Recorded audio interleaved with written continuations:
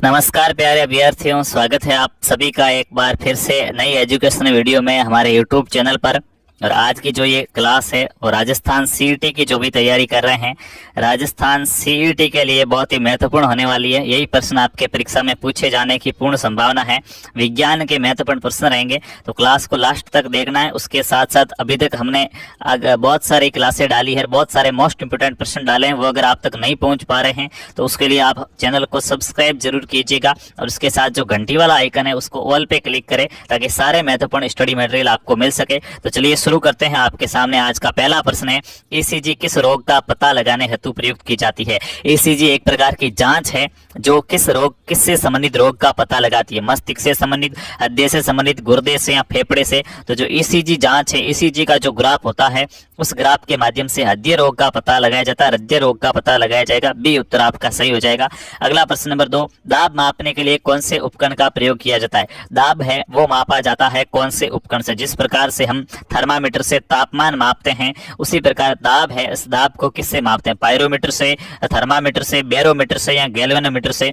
तो दाब है वो बैरोमीटर के द्वारा मापा जाता है। सी उत्तर आपका सही है। अगला प्रश्न नंबर 3, संवेग का एसआई मात्रक है। संवेग का एसआई मात्रक क्या होता है? किलोग्राम मीटर प्रति सेकंड, ग्राम मीटर प्रति सेकंड, न्यूटन मीटर प्रति सेकंड और जूल मीटर प्रति सेकंड। तो जो किलो संवेग है, संवेग का एसआई मात्रक होता है किलोग्राम मीटर प्रति सेकंड। एसआई वृत्ति के अंदर इसका मात्रक होता है। ए उत्तर आपका सही हो जाएगा।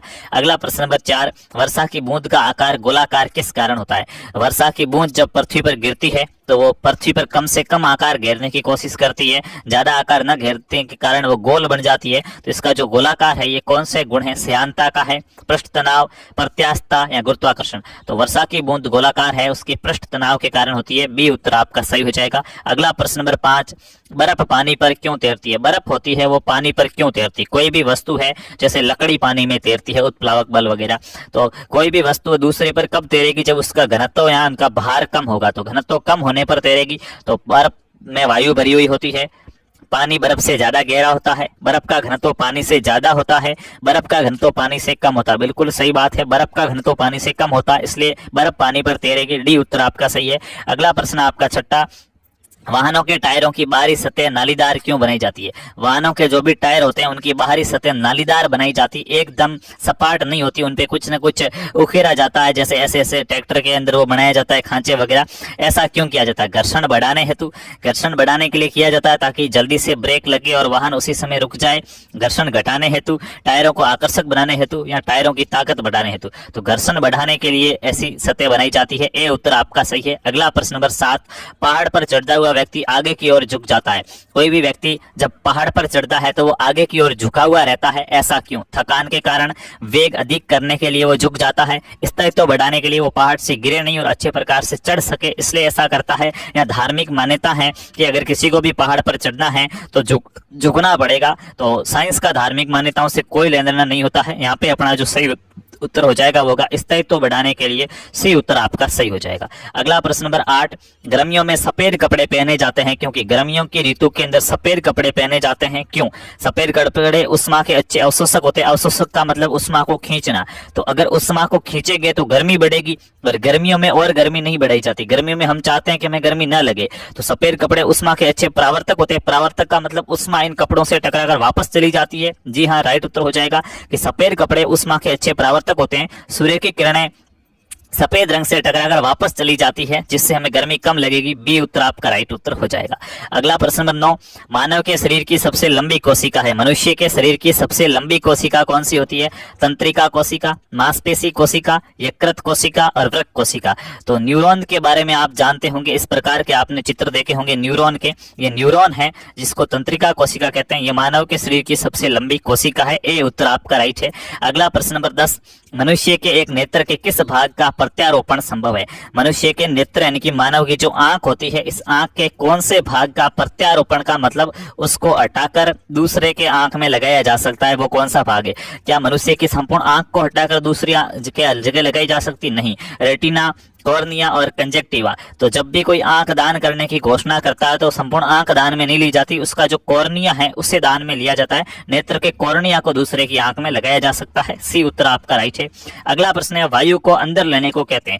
जब हम श्वसन की क्रिया करते हैं तो एक हमारा उच्च श्वसन होता है, एक निच श्वसन होता है। तो वायु को अंदर ले रहे हैं कि फेफड़ों के अंदर वायु भरना क्या कहलाता है, तो फेफड़ों के अंदर वायु भरना निच श्वसन कहलाता है। बी उत्तर आपका यहाँ पे सही हो जाएगा। अगला प्रश्न नंबर 12, पीनियल ग्रंथि कहाँ पाई जाती है? पीनियल ग्रंथि है, इसके स्टेटस क्या होती है, कहाँ पे शरीर में पाई जाती है? यकृत में पाई जाती है, मस्तिष्क में, गुर्दे में या गर्भाशय में?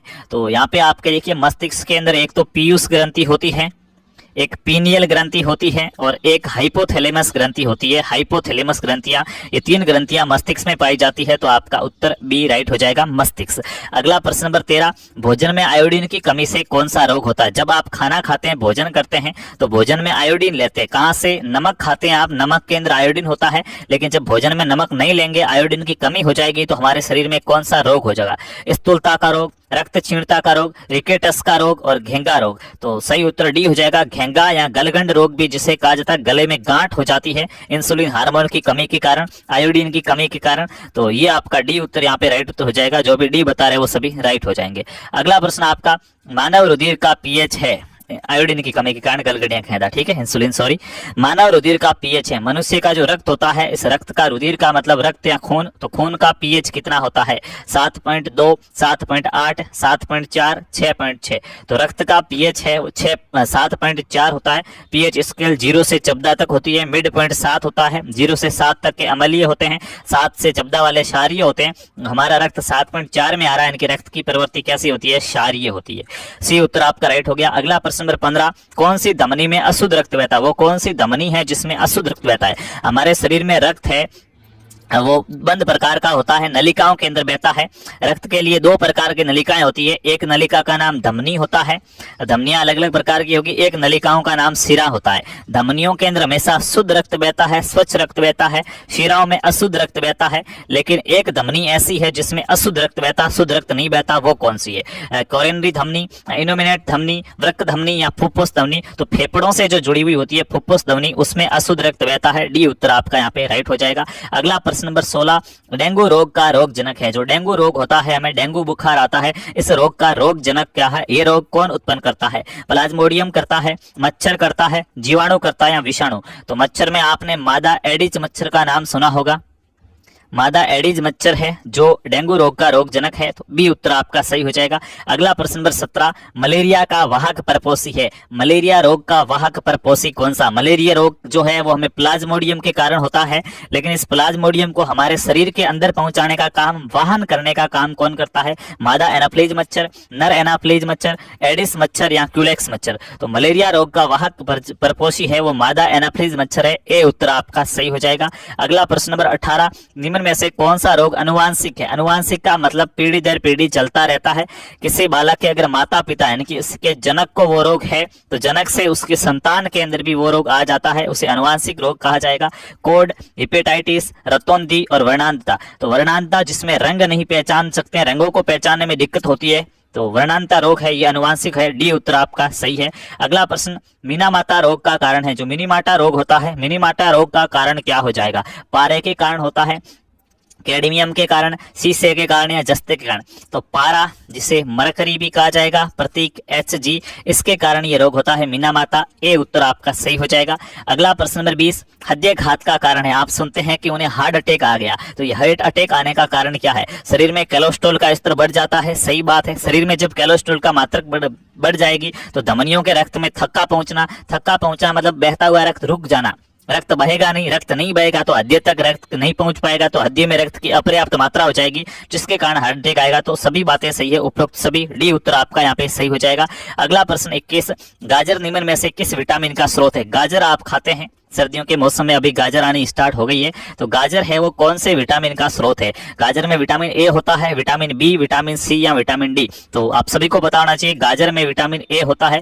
विटामिन ए जिसकी कमी से हमें रतौंधी रोग होता है, रात में दिखाई नहीं देता है, अंधेरे में नहीं दिखता है। अगला प्रश्न नंबर 22, विटामिन सी की कमी से कौन सा रोग होता है? विटामिन सी की कमी से होने वाले रोग का नाम बताएंगे। राइटर, नाइट ब्लाइंडनेस रतौंधी विटामिन ए की कमी से, विटामिन बी की कमी से होता है बेरी यही है, और विटामिन सी की कमी से स्कर्वी रोग होता है। तो डी उत्तर आपका यहाँ पे सही हो जाएगा।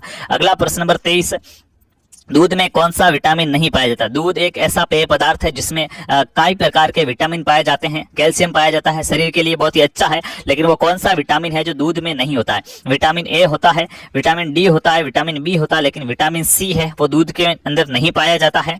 इसको हमारे शरीर के अंदर उत्पन्न नहीं होता है ये, क्योंकि ये विटामिन है वो गर्म करने पर नष्ट हो जाता है और धोने पर पानी के साथ घुल जाता है तो नष्ट हो जाता है। इसलिए इस विटामिन की टेबलेट या गोलियां ली जाती है अलग से। तो बी उत्तर आप सभी का राइट हो जाएगा। अगला प्रश्न, प्रातःकालीन धूप में मानव शरीर में कौन सा विटामिन उत्पन्न होता है? सुबह की जो प्रातःकाल की जो धूप होती है, सर्दियों के अंदर आप बैठते हैं धूप में तो अच्छा भी लगता है। इस धूप से आपके शरीर को कौन सा विटामिन मिलता है? Vitamin A, vitamin B, vitamin C और विटामिन डी। तो धूप से हमें विटामिन डी प्राप्त होता है। डी उत्तर आप सभी का राइट उत्तर है। अगला प्रश्न, निम्न में से किसमें प्रोटीन की मात्रा सबसे अधिक होती है? कौन से खाद्य पदार्थ के अंदर प्रोटीन है वो सबसे अधिक मात्रा में, प्रचुर मात्रा में होता है? शहद में, दाल में, गेहूं में, चावल में। तो दालों में प्रोटीन है वो भरपूर मात्रा में पाया जाता है। बी उत्तर आप सभी का सही हो जाएगा। अगला प्रश्न है, निम्न में से किसके कारण फलों का स्वाद मीठा होता है? फल है वो मीठे किसके कारण होते हैं वो आपको बताना है। फलों के अंदर शर्करा पाई जाती है, वो शर्करा कौन सी है जिसके कारण वो मीठे होते हैं? शहद, फ्रक्टोज, लाइपेज या पेप्टिन। और उससे पहले आपको बता दूं, अगर अभी तक आपने टेलीग्राम चैनल ज्वाइन नहीं किया है तो आप ये नाम लिख के सर्च करिएगा, जो हमारे चैनल का नाम है वही नाम बड़े अक्षरों में लिख के आप जब टेलीग्राम पे सर्च करेंगे तो टेलीग्राम चैनल मिलेगा, उसको आप जरूर ज्वाइन कीजिएगा। और यहाँ पे फ्रक्टोज हो जाएगा, फ्रक्टोज के कारण फल मीठे होते हैं। अगला प्रश्न आपका प्रश्न नंबर 27, दूध के दही के रूप में जमने का कारण है? दूध है वो दही क्यों बनता है? दूध के दही के रूप में बनने का कारण क्या है? आप कहोगे सर छाछ डाली जाती है इसके कारण बनता है। अच्छा, उस छाछ के अंदर कौन सा बैक्टीरिया था जिसके कारण बना? माइकोबैक्टीरियम, स्टेफिलोकोकस, लैक्टोबैसिलस और खमीर। तो दूध को दही में बदलने वाला बैक्टीरिया लैक्टोबैसिलस है। सी आंसर आप सभी का सही हो जाएगा। अगला प्रश्न नंबर 28, गाय के दूध का हल्का पीला रंग किसकी उपस्थिति से होता है? गाय का दूध आपने देखा हो तो कुछ समय पड़ा रखने के बाद वो हल्का पीला दिखाई देता है। ये हल्का पीला रंग है किसके कारण आता है? जेंटोफिल के कारण आता है, रिबोफ्लेविन के कारण, विटामिन B12 के कारण या फिर कैरोटीन के कारण। तो गाय के दूध का जो हल्का पीला रंग है ये कैरोटीन के वर्णक के कारण आता है। डी उत्तर आप सभी का सही हो जाएगा। अगला प्रश्न नंबर 29, अफीम का वैज्ञानिक नाम है? जो अफीम है, अफीम खाया जाता है, एक प्रकार से मादक पदार्थ के अंदर आता है, नशीले पदार्थ के अंदर आता है अफीम, और औषधियों में भी आता है। इसका वानस्पतिक नाम क्या है? पेपेवर सोमनिफेरम, एलोवेरा, सिनकोना, सेंटेला एशियाटिका। तो अफीम का जो वैज्ञानिक नाम है वो पेपेवर सोमनिफेरम है। ए उत्तर आप सभी का राइट है। अगला प्रश्न नंबर 30, कौन सा पौधा परजीवी होता है? परजीवी या परपोषी पौधे के बारे में पूछा गया है तो सबसे पहला तो आपके दिमाग में अमरबेल आना चाहिए। अमरबेल भी परजीवी पौधा है। अमरबेल जब ऑप्शन में नहीं है तो और दूसरे परपोषी पौधे भी है, लेकिन अफीम परपोषी है क्या? नहीं है। गोभी परपोषी नहीं है। मशरूम बिल्कुल, जो छड़े गले खाद्य पदार्थ या छड़े गले पदार्थ होते हैं उनके ऊपर ये उगता है। मशरूम छतरी के आकार का होता है, जैसे आप थूंबी वगैरह कहते हैं, तो ये परपोषी पदार्थ है, परजीवी है। सी उत्तर आपका राइट है। अगला प्रश्न, रेशम किससे प्राप्त होता है? रेशम है ये किससे प्राप्त किया जाता है? तो रेशम सहतूत के पौधे से प्राप्त किया जाता है। सहतूत के पौधे पर रेशम कीट को पाला जाता है। तो तितली से, रेशम कीट से, चिल्ली से, मधुमक्खी से। तो सहतूत के पौधे पर रेशम कीट को पालने से हमें रेशम प्राप्त होता है। बी उत्तर आप सभी का राइट आंसर हो जाएगा। अगला प्रश्न नंबर 32, हल्दी में पाया जाने वाला प्राकृतिक रंजक है? हल्दी आपने सभी ने देख रखी होगी, हल्दी का रंग है वो हल्दी कलर का होता है, आप सभी को पता है। ये हल्दी का रंग हल्दी कलर का हो रहा है, जैसा इनकी हल्दी दिखती है ऐसा इसका रंग क्यों है? प्राकृतिक रंजक का नाम क्या है इसमें पाया जाने वाला? क्यूकरमिन, करक्यूमिन, कैरोटीन, लाइकोपिन या एंथोसाइनिन। तो हल्दी के अंदर पीला रंग कर्क्यूमिन के कारण पाया जाता है। ए उत्तर आप सभी का राइट है। अगला प्रश्न आपका, अनुवांशिकी के जनक किसे कहते हैं? अनुवांशिकी है इसका जनक किसे कहा जाता है?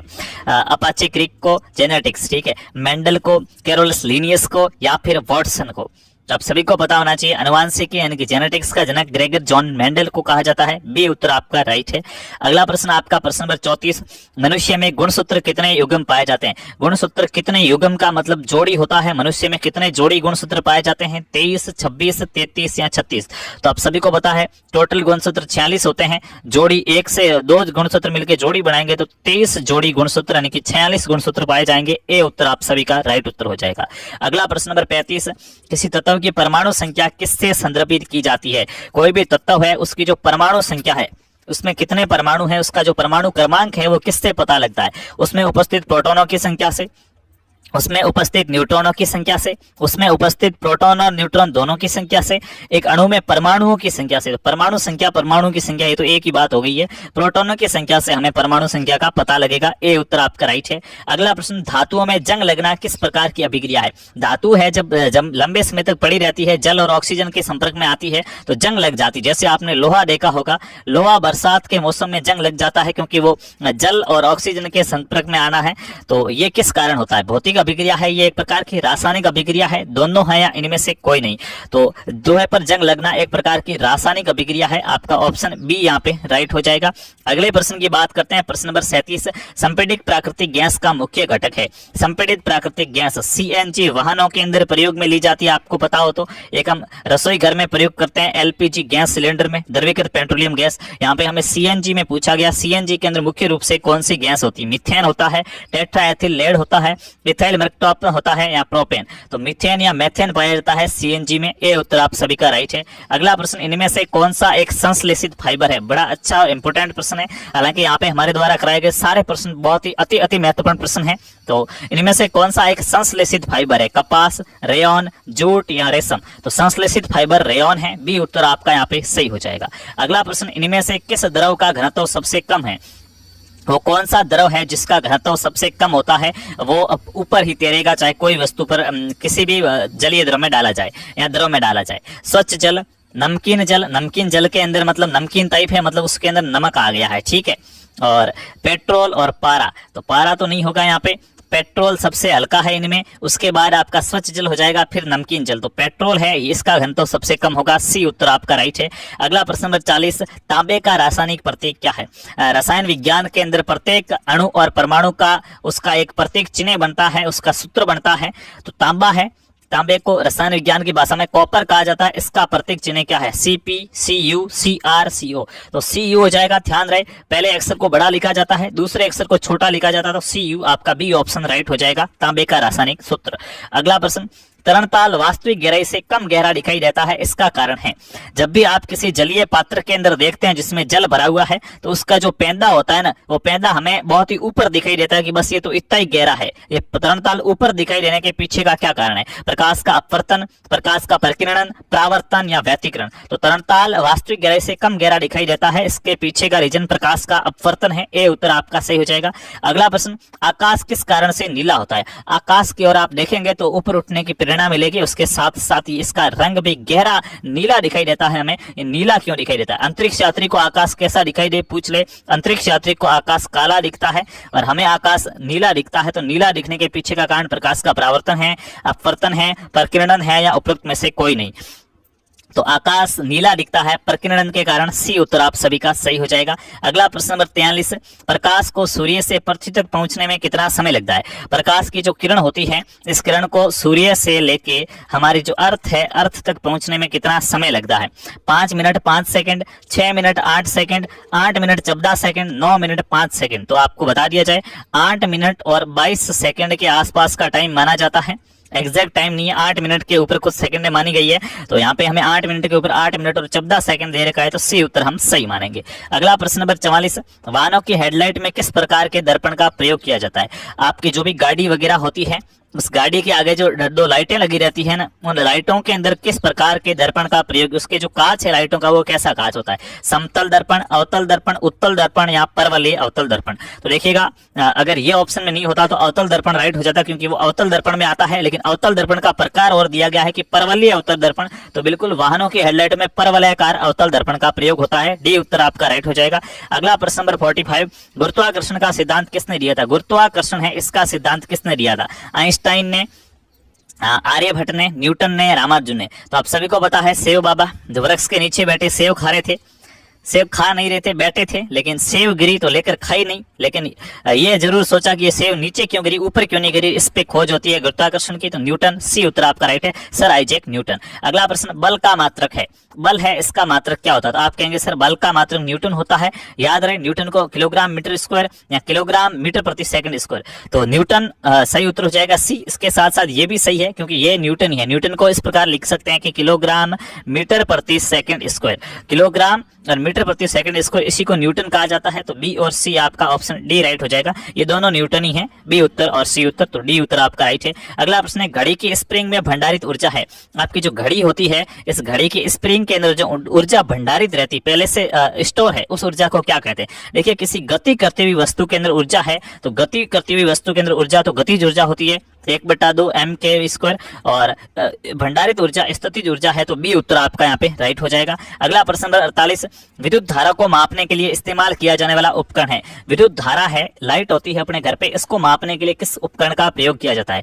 तो घरों में जो लाइट होती है उसमें दो कांटे लगे रहते हैं, आपको बताओ। तो एक घड़ी के अंदर ए लिखा रहता है, दूसरी घड़ी में W लिखा रहता है या V लिखा रहता है। ये घड़ियां क्या हैं? ठीक है, तो ये घड़ियां जो ए या W या V वाली, ये तो वोल्ट मीटर होती है, वोल्ट नापने की होती है, और ए वाली घड़ी है अमीटर, जिस एम्पियर विद्युत धारा नापती है, एम्पियर लिखा रहता है उसमें, तो एम्पियर अमीटर है जो विद्युत धारा को नापता है, तो ए उत्तर आपका यहाँ पे सही हो जाएगा। अगला प्रश्न है, भारतीय मूल की प्रथम महिला अंतरिक्ष यात्री कौन थी? दोस्तों, आपको अवगत करा दिया जाए कि आप राजस्थान सीईटी की तैयारी कर रहे हैं ना, राजस्थान सीईटी, चाहे आप 12वीं लेवल सीईटी की तैयारी कर रहे हैं या ग्रेजुएशन लेवल सीईटी की तैयारी कर रहे हैं, आपके सिलेबस के अंदर साइंस का जो सब्जेक्ट है, साइंस के साथ टेक्नोलॉजी भी दे रखा है। सिर्फ साइंस ही नहीं, बल्कि साइंस के साथ आपको प्रौद्योगिकी विज्ञान भी पढ़ना होगा। अंतरिक्ष से संबंधित जो भी विज्ञान है, इसमें कोई भी ग्रह के बारे में पढ़ना है, अंतरिक्ष यात्रियों के बारे में, रॉकेट लॉन्च किया जा रहा है उसके बारे में, लॉन्च व्हीकलों के बारे में, तो वो सब भी अंतरिक्ष विज्ञान से संबंधित, खगोलीय विज्ञान से संबंधित भी आपके प्रश्न आएंगे। तो ये अपना अंतरिक्ष विज्ञान से प्रश्न है कि पहली अंतरिक्ष यात्री कौन थी जो भारत की थी? सुनीता विलियम्स, बच्चेंद्र पाल, कल्पना चावला, इनमें से कोई नहीं। तो कल्पना चावला अपनी प्रथम अंतरिक्ष यात्री थी भारतीय, दूसरी बार वो वापस नहीं आ पाई थी, उनकी डेथ हो गई थी। सी उत्तर राइट है। अगला प्रश्न नंबर 50, चंद्रयान 2 के लैंडर का नाम क्या है? देखिएगा, चंद्रयान जो भी एक प्रकार से रॉकेट प्रक्षेपण में आएगा, हमने लॉन्च किया था।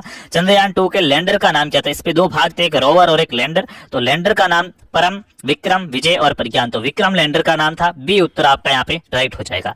उसके बाद देखिए, ये अपने 50 प्रश्न थे, और आप सभी के लिए विशेष सूचना है कि अगर अभी तक आपने हमारा टेलीग्राम चैनल ज्वाइन नहीं किया है, तो टेलीग्राम पे जाके ये जो मैं यहाँ पे अंडरलाइन कर रहा हूँ, ये नाम टेलीग्राम पे जाके सर्च कीजिएगा, जैसा इसी प्रकार लिखा हुआ, वहां जाके भी ये लिखिएगा, आपको टेलीग्राम चैनल मिलेगा, उसको आप ज्वाइन कर लीजिएगा। वहां पे हमारे द्वारा बहुत ही जल्द free study material, notes, test वगैरह आपको प्रोवाइड किए जाएंगे, तो वो जरूर ज्वाइन करें। और आज का आपका क्वेश्चन है, जो आपको कमेंट बॉक्स के अंदर बताना है, क्वेश्चन फॉर यू, कि किस लेंस का उपयोग करके दूरदृष्टि दोष को ठीक किया जा सकता है। दूरदृष्टि दोष जिसमें व्यक्ति को दूर की वस्तु तो दिखती है लेकिन निकट की वस्तु साफ नहीं दिखाई देती है, तो इसके लिए कौन से लेंस का प्रयोग किया जाता है? अवतल का, उत्तल का, अपसारी का, इनमें से कोई नहीं। तो ये क्वेश्चन आपको कमेंट्स के अंदर टाइप करके बताना है। और चैनल को अभी तक आपने सब्सक्राइब नहीं किया तो सब्सक्राइब कर दीजिएगा, आपके लिए बहुत ही खास सिद्ध होने वाले हैं यहाँ के प्रश्न। और घंटी वाला आइकन को जरूर ऑल पे क्लिक करें, ताकि जैसे हमारी एजुकेशन वीडियो आए आपको नोटिफिकेशन मिल सके। धन्यवाद।